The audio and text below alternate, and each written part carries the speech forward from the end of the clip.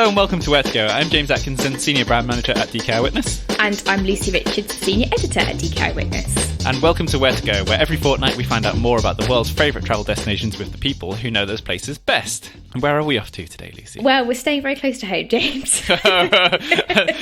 Very close to home. Very, very close, yeah. We're in Great Britain. We're in Great Britain, yeah. So, listener, before you think that we're going to try and cover the whole of Great Britain in one episode and we've gone completely out of our minds, this is a little bit of a special episode on Great Britain. So, we are very much in particular looking at sort of wildlife and conservation in Great Britain because, listener, if you are a Brit and you'll have experienced like the kind of pandemic in the last couple of years where we haven't really been able to go out and travel, you will have probably certainly seen a little bit more of your backyard. And I think that has kind of like really solidified how special our kind of like wildlife and ecosystems are for people. So we thought it would only be right, given we're focusing on sustainability and kind of seeing more in a sort of eco-conscious way this season, to have a look at Great Britain, to see it from a different angle and to particularly celebrate its kind of natural beauty and charms. So we have a very special guest who is going to do exactly that. Lucy, who have we got? So we have got Lizzie. Welsh-born Lizzie Daly is a wildlife biologist, TV presenter, filmmaker and explorer. Working on productions with the likes of the BBC and National Geographic, Lizzie has conducted research and made wildlife films all over the world, from tagging elephants in Kenya to filming humpback whales underwater in Arctic Norway. Today, Lizzie is guiding us through the natural world of our home country, Great Britain. So welcome, Lizzie. Hello. Welcome. Welcome, Lizzie. Hello. It's great to have you on the podcast. So to start off with, we're going to learn a little bit more about you, Lizzie, followed by the all-important recommendations of where to go and insider knowledge of Great Britain's wild landscapes. Then we'll hear Lizzie's tips on travelling responsibly around the country.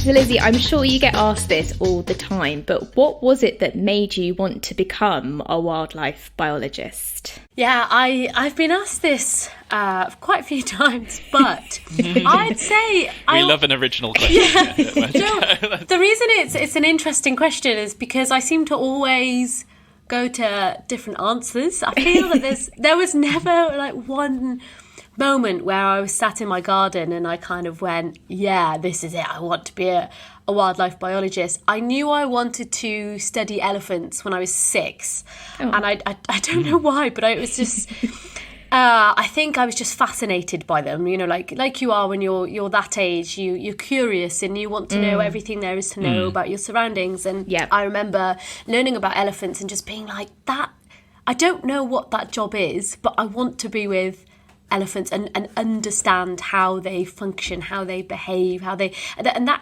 I think that's what's kind of driven this need to go into science and be a biologist is that curiosity more than anything. And that's very much been translated in every aspect of what I do now, whether it's filmmaking or in my kind of scientist role. Yeah. Very good answer.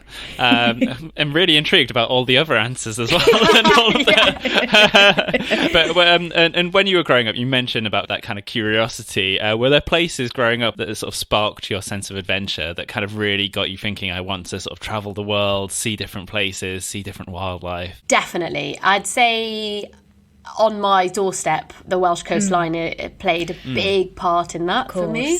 Yeah. And I think just I am obviously part of this, you know, for work. It's the elephant in the room. I travel all across the world to document these stories, which is an important part of it. But actually, when I come home and experience these wildlife encounters and explore these environments that are just as epic and just as engaging as, you know, far-flung remote corners of the planet, I get a real buzz. And that's what Wales has really given me over the years. It's the Pembrokeshire coastline was a big part of that. And there's a few islands off of Pembrokeshire called Skomer and Skomer Island. And I remember sat on the coastline looking at, before I even visited the island, just being like, what is on that island? And it's even if you think about the position of where we are in Wales, you know, we have We have the Irish Sea, Britain, with so much life, bringing over all sorts of marine life and exciting things. And you look out to sea, you're on the edge of what feels like the edge of the world, standing on Skomer or along that coastline. It's just magical. And it's home to some of the most biodiverse hotspots in the UK, in Great Britain. So it's a great place to grow up. Fantastic. I'm really curious to know what was on the island when you actually went there. What did you actually... Nothing at all. No, I'm doing it. There was no wildlife. Everything had died. No, it was that for me, and I have such a soft spot for Skomer because it's brilliant for so many different reasons. It's home to some of our largest colonies of seabirds to start with, so species like the Atlantic puffin, razorbills. You've got guillemots in the thousands. You've got colonies of gulls, which actually nest on the island, but a lot of people don't give gulls a lot of time. But you've got species like black-legged kittiwakes, which are a species that's been rapidly declining over the years. And it's this it's this stronghold of, that's only the seabirds. You've got then all the jellyfish, the porpoise surrounding the islands, the dolphins, the number of whale encounters and shark encounters I've had around that stretch of water. It's huge over the years. And if you combine it all together, suddenly you've got this pristine example, which has been established as a marine conservation zone for well over 30 years. You've got this fantastic example of what happens when you let nature do its thing. It's this special place. And if you haven't been, you need to go to Skomer. Sold. Totally sold. Absolutely. 2 tickets. That's a podcast over. We were done here. That's fine. Part 2 is in the field in Skomer. Lizzie, obviously you've had a really prolific career. Do you have highlights aside from, that sounds like a highlight in itself, but kind of what have been some of your sort of favourite wildlife experiences across your career? Well, I don't know where to start. I'd say basically, you have your list of your bucket list encounters, species that you always have loved to see, and that includes grey nurse sharks, for example, which I think are a fascinating species. I don't know how much you guys know about grey nurse sharks, but nothing, absolutely nothing at all.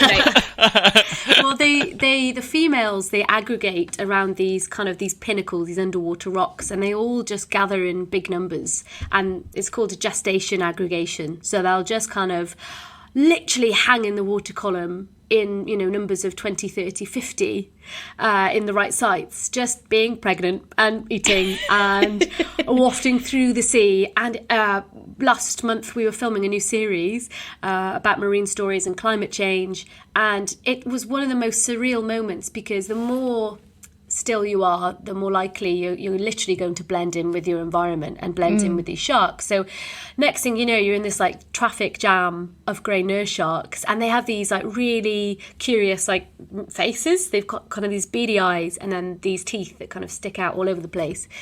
Small mouths, they'll only eat fish as big as their mouths, really, nothing bigger. And you sink down into this gloomy sea, and there you are, just hanging out with these grey nurse sharks, and they're all just checking you out, and just that for me was most recently one of my favourite encounters. But I would say, and I am going to link this back to the UK, because it's still one of my favourite things to see in the UK is orca up in Shetland, in Great Britain. Yes. And the reason that those encounters are so special is because a lot of people don't realise we have these big charismatic species like orca here in our seas, but B, it's the people. It's the excitement and connection that you get with the people who have these first encounters, and hear the first blow of an orca or watch them behave in a certain way or hunt, and I get an absolute buzz from that.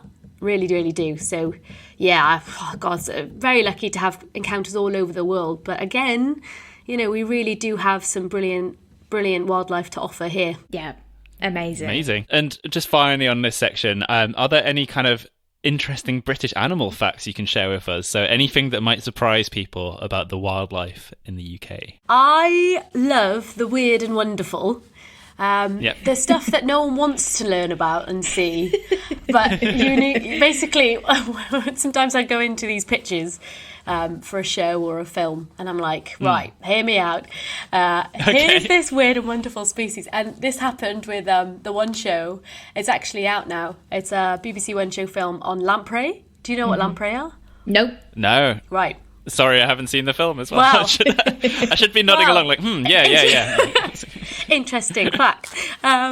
We have 3 species of lamprey here in the UK, brook, river and sea lamprey, and they're prehistoric migrating jawless fish. And they look like eels, but if you were to look up a picture of their faces, they basically have a round disc of a mouth, right, like with rows and rows of teeth. These pointy little structures, which are teeth, which they use to cling on to prey, and then they basically bore a hole in the side of species like basking sharks and like drink their blood, essentially. But they live in our rivers. Sound lovely. Yeah. But what's great is they're millions of years old, unchanged, because they're so highly evolved and well adapted. Unfortunately, they're critically endangered. And that's because of the health of our rivers, unfortunately. Right.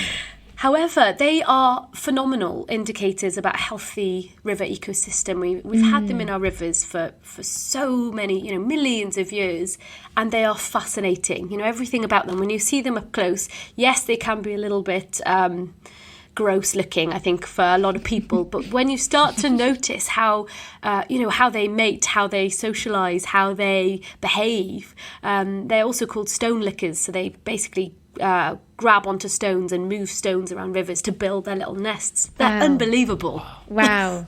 I'm going to have to Google it the minute we finish this podcast so I can properly see them. Oh, yeah, good luck. You're going to love it. Well, that brings us on to talking about the best things to do in Great Britain.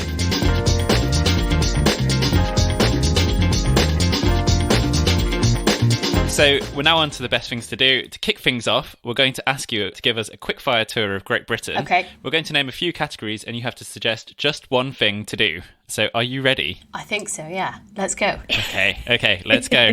So your first question on the quickfire round is your favourite season? Autumn. Oh, and why? I think autumn is the time where you're really starting to see the most change from one season to the next. It's a time where you start to see spectacles like starling murmurations as you head towards winter. It's a time where I think just like the glow of the summer is kind of just like in the air. And also sometimes you get some nice, really lovely warm early autumn days. Yeah. Yes, I'm with you. I think autumn's pretty special. How about then, Lizzie, your best place in Britain for wildlife spotting? How focused? Would you like literally a GPS like coordinate, or do you want like a country? No, just a place is absolutely fine. Yeah. Has to be Wales. Yeah. Wales. It's got to be Wales. Any particular spot in Wales? It's going to be Skomer Island. It's got to be. Good answer. We've already answered it as well. Yeah. So. Okay, and your okay, so that was your best place for wildlife spotting, but your best place to learn about wildlife? I'd say Scotland is very broad, but the west coast of Scotland, and I think you're more exposed to perhaps some bigger wildlife, bigger species, some exciting species, whether it's, big eagles or red deer. So west coast of Scotland. Lovely. How about your best place for adventure in Great Britain? The Isle of Mull, because you can be up mountains looking for, any kind of lowland birds or highland birds. You can be scouting coastlines for otters, looking to the skies for white-tailed eagles, things like that. So it's always an adventure on Mull. Wonderful. Yeah, I've heard amazing things about Mull. And your favourite outdoor activity to do in Great Britain? I'd say I love a good snorkel. Is there any particular place? Actually, I'd say Cornwall. And it has to be my favourite place to snorkel because I've been there I studied down in Falmouth. It's a brilliantly vibrant coastline. And, you can be 1 metre to 2 metres off the coast. You don't need any fancy gear. And suddenly you're deep in kelp. And at the right times of year in the summer, you can be surrounded by, blooms of jellyfish kind of passing you, and you've got shoals of fish. It's some of the best places. Well, it's one of the best places to see sea slugs. Really vibrant colours down on the Cornish coast. And I had that giant jellyfish encounter in Cornwall, so it has to be down there. Great. Excellent. Well done. That's the quick fire round done. So Lizzie, for our listeners who are here to hear all about Great Britain, do you have any sort of like highlights, things that listeners, obviously Great Britain is vast and the landscape massively varies. Yes. But are there any highlights that you would say here are sort of a handful of things listeners shouldn't miss in the country? Yeah. Well, the thing is, as you've already pointed out, you can have so many different types of encounters. And I think on that, the first thing to say is don't be afraid to try and explore the same environment that you may know very well in a different way. You know, I've been, for example, as you know, Welsh proud here, but, you know, I've walked along stretches of coastline and then gone snorkeling in the same stretch and seen completely different species, or, you know, explored new habitats that I didn't know even existed. So I think having that kind of open mind to maybe spend an hour on the coastline sat down with a cup of tea, with your pair of binoculars scanning for cetaceans, whales, porpoise, can open your mind to somewhere you know, or think you know.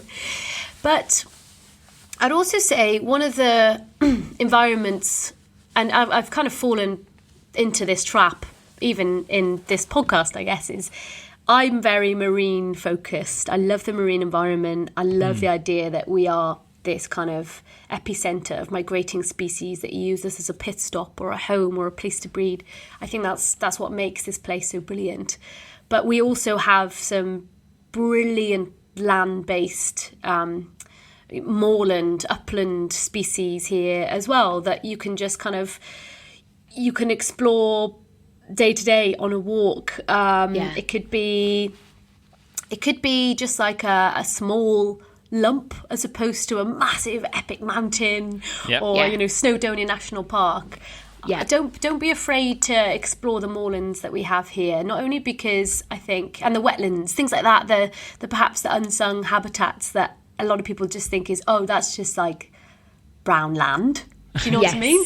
Yes. Because it really is integral to so many different species. I mean, the wetlands that we have in South Wales, the Newport wetlands, they're phenomenal. You know, they've just become home to cranes have just come back after not breeding there for hundreds of years, and wetlands are hugely important for not only for climate reasons but for species like water voles and invertebrates and all sorts. I love your message, which is basically you don't need to go to epic places to have epic adventures, right? Like, exactly. No matter where you are, if you're just curious. Yeah, you don't have to go to the Highlands. You don't have to go to, you know, travel all the way to Cornwall or something like that. There's lots of things, and I think this is something that lots of people learned in the lockdowns and stuff as well about the UK, is that there's lots of things right there on your doorstep that you can kind of like find out about, and you can go and see and you can explore. And I guess hopefully it's a positive impact almost of the pandemic in a way that people are starting to do that.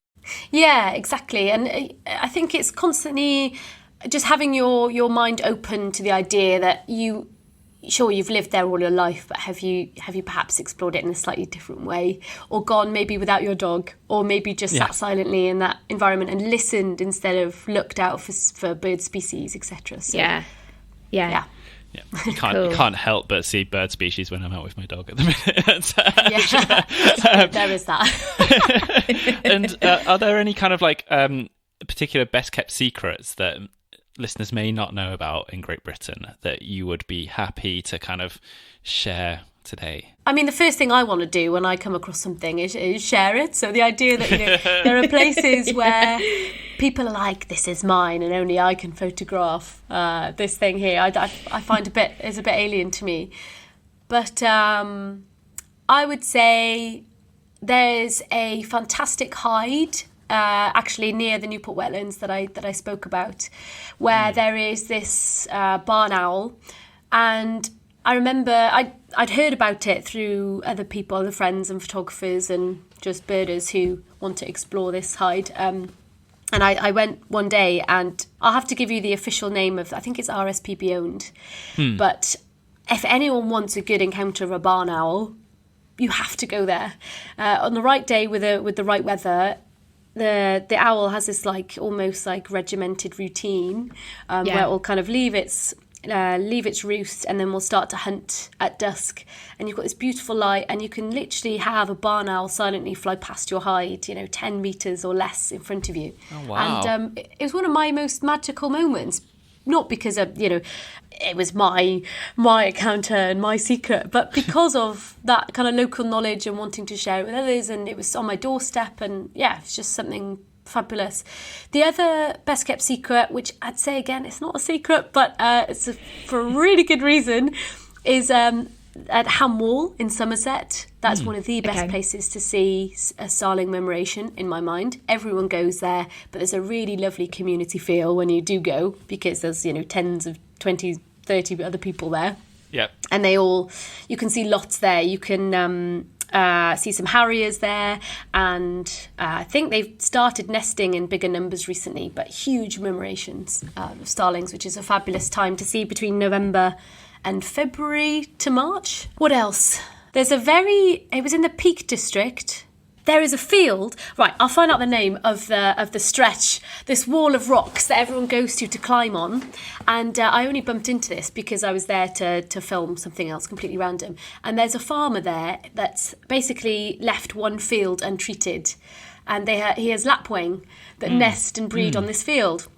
So you're right by a main road, you're right by this huge kind of rock wall where all these climbers are doing their thing. And then you've got the sound of lapwing, and they've got this really elaborate courtship flight and dance in the air. They'll just kind of be calling in this really weird alien call right next to you. And it's phenomenal. Wow. They're beautiful birds. Whilst we're on the topic of birds, actually, Lizzie, while I've got you, one of my bucket list things is to see puffins. Yeah. Where and when should I be going to see puffins? Okay, Skomer Island, as we've established.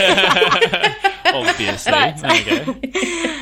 In Great Britain, you've got, in Scotland, you've got a few sites where puffins come back to nest, down in Wales, North Wales as well. Ramsey Island is a good place to see them. They'll be arriving in late spring, early summer. So from about May, June, you'll start to get like bigger numbers coming into breed. Saying that, recently there's been a bit of a shift in when the first puffins start to arrive. So I believe last year the first puffin to arrive was like January, which is very unusual. Oh, blimey. Okay, yeah. Yeah, but they'll be there until end of July, beginning of August. Awesome, thank you. I might be wrong here, but sort of speaking up from my home area of the northeast as well, like Holy Island and stuff up in Lindisfarne is like quite famous for that as well, right? Yeah, absolutely. Thing is, I'm a west girl, so unfortunately, I'm going to be speaking a lot about the west, but big up the east as well. Also, Bempton Cliffs, saying that Bempton Cliffs on northeast of England is fantastic place to see. I think they still have the albatross there, the individual black-browed albatross. Cool. And the gannets there. Great place to see birds. Fantastic. Represent the northeast. I've got one more, which I just want to add in there. Go for it. Go for it, Lizzie, yeah. Sharks, right? You can see them on snorkel, small spotted cat sharks. We've got angel sharks in Wales, which are critically endangered. It's really hard to see, but you've got lots of smaller species. Saying that, if you love sharks and want to have that face-to-face encounter, you absolutely can. I've seen 3 species of shark in one day off the coast of Wales. There's a stretch of water between Ireland and Wales called the Celtic Deep, and it's this it's this shelf of drop down to 100 metres, and you can see blue sharks in late summer coming to these stretches of water, poor beagle sharks, thresher sharks, basking sharks. So if you fancy a face-to-face snorkel with a shark, just head out there. Amazing. Thank you. And importantly then, are there any sort of wildlife conservation projects that you want to give a shout out to? And you've hit on sort of some endangered species, etc. Are there any shout outs? Yes. And this is inspired by a gentleman who did a video for me ages ago. His name's Elliot, and he works for the London Wildlife Trust. They have a water vole project. I love water voles. They are phenomenal, and they're in huge decline. They have a number of threats, pollution, urbanisation, all of that. So check out their water bowl project. I think that's part of the London Wildlife Trust. The RSPB have a curlew recovery programme as well, which, curlew are a phenomenal wading bird. I'm sure all of you have heard of curlew or seen them maybe in a mud flat feeding. They are a beautiful bird. So, shout out to their project as well. Welsh Wildlife Trust as well. South Wales they're doing some really brilliant work. Obviously, it's on my doorstep, so I have to give them a bit of a shout out. But they are responsible for a number of kind of marine planning campaigns and projects, and just they're a really fantastic team. Who else? This is a bit of a rogue one, but I'm going to mention it because there's a bearded vulture project which is actually based in Europe, but I don't know if any of you heard of that individual bearded vulture that came over to the peaks a few years ago. No. Tell us. There's if you don't know what a bearded vulture is, again, a really charismatic bird. They're phenomenal. They have this kind of amazing fiery crest and bright red ringed eye. They're a wonderful bird. And there was a young bird called Vigo who actually flew. He was a young male. So in that period, the first few years of life where perhaps that movement is a bit bigger, not looking to breed, just looking for food and foraging, and came over to the peaks. Loads of people went, of course, had to go. And it was brilliant because everyone kind of rallied together to learn about who this individual was. And it was kind of, I think it represents... That whole experience represents lots of important things. The main thing here being that, you may have a UK organisation that's protecting a species, but as soon as that species leaves the UK, like puffins, like bearded vultures, they then go off and migrate elsewhere. And so thinking about conservation by like a country by country base is not, I guess, the way to go. We need to have that global perspective on conservation. So, Yeah. Love that message. Thank you, Lizzie. As you say, we're a passing point for so many animals as well, that actually thinking internationally is really, really important. Okay, cool. So next we're going to talk a little bit about sort of the present and the future of Great Britain. From the jagged peaks of the Scottish Highlands and the towering sea cliffs of Pembrokeshire to the desolate moors of the Peak District and the sweeping sands of Norfolk and Northumberland, Great Britain offers miles of spectacular terrain to explore. Your DK Eyewitness Great Britain guidebook ensures you experience all that the country has to offer. Available wherever you get your books, or find it via the link in our episode bio.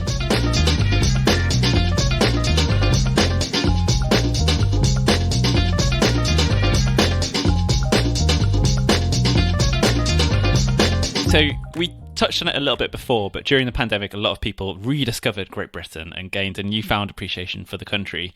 Is that kind of an experience that you can relate to?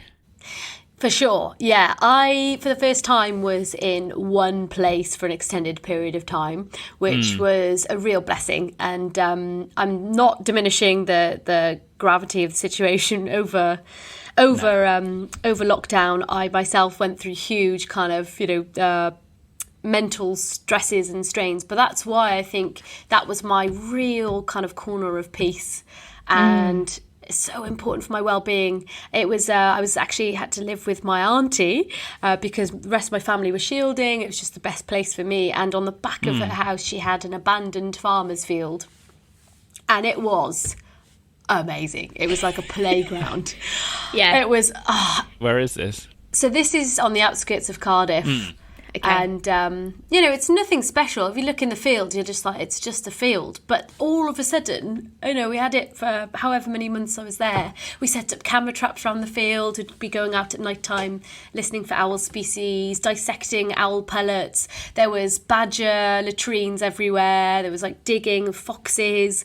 You could see this incremental change week by week, month by month, of the landscape, the flowers coming into bloom, the changing of the seasons, the pollinators, the trees transforming. It was my little corner of peace, and it really kind of was quite a humbling thing to be brought back to, I guess, the present and my home, really. So very lucky to be there. And actually, if you were just quite near Cardiff as well, there was lots of kind of people talking during the pandemic about the impact we have as humans on nature, and like kind of how it felt like nature was kind of returning and healing. I was in like sort of towards central London for most of the pandemic, and actually you could see way more birds. You could see, maybe it's because it was quieter and we could look and see and find more, but there just felt like there was, nature was a bit more alive than it usually is. Absolutely, yeah. And of course there was the stories of the Welsh mountain goats. Did you see that going in the Snowdonia town? No, tell us about it. Oh, yes. But go on, Lizzie, yeah. Well, there's a whole story behind this, but basically it inspired me to then like go chasing mountain goats on numerous shoots after that. But essentially, in lockdown, because of the lack of people, we have these, they're feral. So they're not introduced, but they're not wild, but they just live in the mountains, foraging. And they push just further down because they could, less disturbance, etc., etc. So they were like going around the villages and streets and whatever, and that kind of caught the media's attention, caught my attention. I thought, I know nothing about these goats. So, of course, I went into BBC Wales, and that was my pitch. I want to do goats. And they were like, oh, God. Here we go. So go on then. Yeah. All right. Oh, fine, yeah. So I'm like, right, let's get up at dawn with the cameras and like go and see the goats. And we met this fabulous couple who spend every weekend going up to see these incredible mountain goats that are literally traversing and moving in this really quite dangerous environment. Old slate mines. It's like rainy. It's so slippery. It's really like steep, mountainous, harsh, kind of barren environments, and you get these images of these goats just like living their lives, and it's just amazing. Anyway, that's my story about goats. Love it. It's the first time we've had feral mountain goats on the podcast. I'm glad we have. Probably the last. You never know. You never know. You never know, exactly. Things can turn up occasionally. So in this season, Lizzie, we're asking our guests whether they can share tips on how travellers can explore more responsibly. So do you have any advice for listeners as they travel around Great Britain, how they can be responsible as they travel? Yeah, it's a great point. And again, I've mentioned it already, but it's a real thorn in my side because travel is such an important part of my work. And that's very much translated across the UK as well. We could be pinging all sorts of places across the UK in kind of tucked away corners where transport is quite limited. So I've been kind of battling with charging stations over the past year to 2 years, trying to figure out how to plan, to some of these more kind of remote areas. And the reality is we're slowly getting there, but charging stations, we need more of them. We need them to be more accessible and faster charging and all of these things. So it's not the golden goose, it's not the end point, I don't think. I think there's still so many different ways that you can explore these wild spaces across the UK without, having to have a really expensive electric car right now. I just wanted to get that in there because I don't think everyone's in a position to have an electric car right now. You're absolutely right. Yeah. No, and I think there's other countries around the world have like kind of have that infrastructure now, and actually I think in the UK it's very, I don't know, it's not quite there yet. Really. No, it's not. Yeah.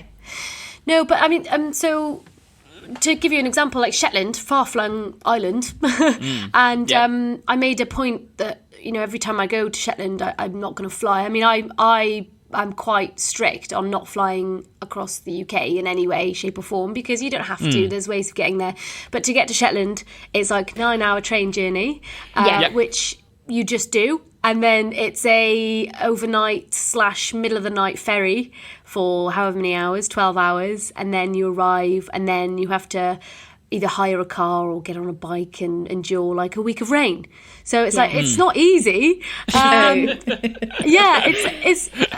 I've always gone to Shetland by car and by ferry because that's a small price to pay. But I think perhaps a way of making travel more easy on you is like make sure you put in the time for planning and routes that perhaps are just a bit more exciting or may offer something more than just like getting from A to B. Like you're driving down these motorways and you're not going to see a lot. You may see some red kites or or whatever buzzards above you. But what about splitting up your journey, that 9-hour journey? You could stop off in some of Britain's most beautiful natural sites, and make a bit of a journey of it. I think the reality of travelling more sustainably at the minute and more responsibly is it's going to take longer. It may not be as fun. And yeah, it actually, I don't know in terms of price point, but it may not always be the most accessible either, because sometimes a cheap flight up to Scotland is the best way. But it's really up to you as an individual to not feel too much pressure that you have to do it, you have to not fly, but you have to make it work for you. And obviously that's very subjective. So it's a bit of a wafty answer, but I think there's a real push on people to not fly ever and to, have to do the right thing, but you don't know people's circumstance. And if you're able to adapt your journey and you have that flexibility, do it. It's something that I try and do when I'm travelling around, but it's a real tricky one. I think it's kind of almost a point in the UK that slow travel can almost be a necessity in terms of our transport is pretty slow. Bus routes can be all over the place, etc. But I think you make a really good point in terms of like breaking up those routes, trying to see something else. If you're kind of like, rather than driving for 6 hours, like find somewhere nice that's in between that can make a bit of a difference, and you can see something completely new, because it's not just our kind of wildlife, but our whole sort of countryside changes constantly as you kind of move through it, and actually there's something totally different to see. And season to season as well, right? Like, our landscape completely changes between spring and autumn alone. So I would also love to see more charging points in places of natural beauty, so you can then just like go for a walk for an hour instead of being sat in a pub car park or something. It's something I try and do. So like, it's really silly, but I'll have like all my running stuff, say, or my trail kit or whatever, just in the boot. And then if I have to charge my car, I'll just like go for a little local run or whatever, because you're just killing time. But sometimes it's just like around a pub, and nobody wants that. Some people might want that. Probably not recommended to not running and drinking. And in terms of sort of like I don't know, kind of the near future as well, in this year, is there any particular kind of moments you're looking forward to in Great Britain across 2023, or particular kind of, I don't know, they can be wildlife, they can be organised events, etc. Anything that's on the horizon that listeners might be interested in? Well, there's a brand new series coming out on BBC called Wild Isles. Okay. Yes. Which is, I think, a really important moment for Blue Chip. So, non-presenter, obviously Sir David Attenborough's narrating it, but it's pure natural history content at a high level. And, I was up in Shetlands when the guys were filming the orcas hunting. And, just some of the colleagues who've worked on that project, I know it's going to be really spectacular. So in terms of things to kind of educate yourself on, or open your mind about what we have here, it is going to be epic. Absolutely. Well, I think that is the perfect message to end this podcast on. Absolutely. Conclusion, just get out there, see it, and do it. But thank you so much, Lizzie. You've been a wonderful, wonderful guest, and really, really, really interesting ways of like looking at travel within Great Britain. I'm sure our listeners will find a lot of inspiration. So thank you so much.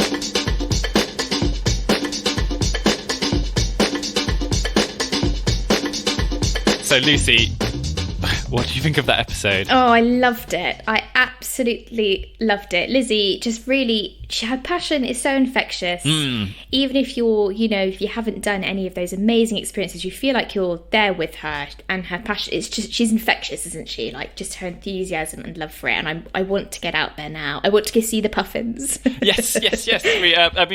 We crossed the whole country pretty much. Totally. As we said at the start of the episode, wildlife kind of came alive a little bit in the pandemic, but there's so much impetus now to just go out and see more of Great Britain. Yeah, and we can travel more now, which is wonderful, yes. And we shouldn't stop doing that, although, as we've discussed, we're trying to do it sort of more responsibly, more consciously. But if you're a British listener, don't stop exploring Great Britain. Absolutely. And if you're not British, come over here and see something a little bit different as well. So, exactly. There is a lot to this country, and I think it was a really wonderful celebration of that. And I think, just as you say, Lizzie's energy is just infectious. Yeah. And if you, listeners, if you want to kind of like follow up with that, like find out a bit more about Lizzie, I mean, just Google her, she's everywhere. But you can go on lizziedaly.com, or she's on Instagram and Twitter at Lizzie Daly Wild, or you can find her on YouTube at Lizzie Daly Wildlife TV. So Lucy, where are we going next? Actually got a very cool episode next time. We've got a podcast first. I'm not going to say why it's a first, but I will say we're off to Norway. Yes.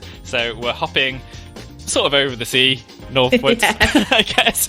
But I'm really, really excited for this. I mean, everyone's got their imagined version of what Norway would be. Yeah. And I know what the surprise is. I'm not going to ruin it for you listeners, but we have some people who have like really special access to some of those amazing sights of Norway. So I'm really, really looking forward to that. We've got that in a fortnight's time, so do join us then. And until then, it's goodbye from me. And it's goodbye from me. And we shall see you very soon. Where to Go is a podcast from DK Eyewitness. It was produced by Julia Baker, presented by Lucy Richards and James Atkinson with the help of Bella Talbot. For more information about DK Eyewitness, follow us on social media at DK Eyewitness or visit dk.com/eyewitness. And please like and follow the show. And if you have time, leave a review. Your support means so much to us.